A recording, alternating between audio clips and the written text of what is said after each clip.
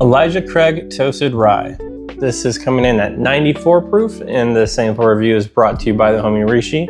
Appreciate it, Rishi, as always. I actually had this pour at his place, and it was so damn good. I had asked for a sample to share with other people, and I shared with one other person so far, but I really want to share the review with you guys, so that's why I'm taking some of it for myself so I can review it for you guys.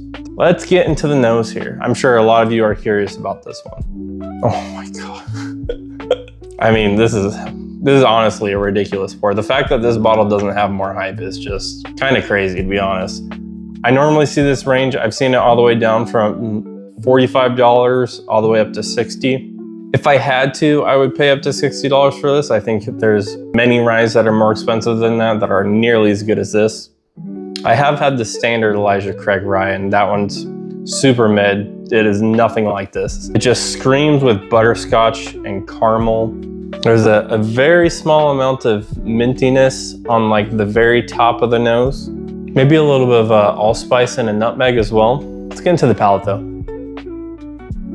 Today, it's not as rich as it has been in the past. My palate could just be off today. I did have that Bernheim right before this. I could have screwed my palate up pretty badly. It's not as intense as it normally is, but the flavors are all still there. You definitely get the butterscotch and the caramel. It's like a very fresh mint actually on the palate. I love mojitos, and so anytime I can get that sort of like fresh mint note on a drink, I'm perfectly happy with it. It's not overly complex or anything like that. It's just really sweet.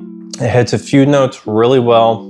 And again, this is a $45 to $60 pour, so you're not expecting anything super complex. But let's see what water does to it. The funny thing actually is that I actually don't pick up the toasting that much on the rye.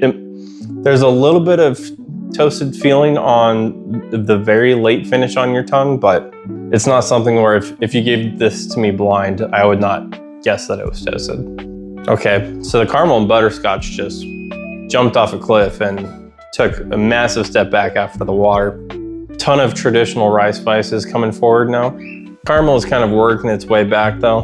This honestly, in a way, it smells maple finished. So if you like those really like super sweet maple finished whiskeys, this is gonna be right up your alley. But let's try it with the water. The butterscotch and caramel took a massive step back. A little bit of astringency coming from the oak. A little bit of a peanuttiness you might usually get on Heaven Hill products.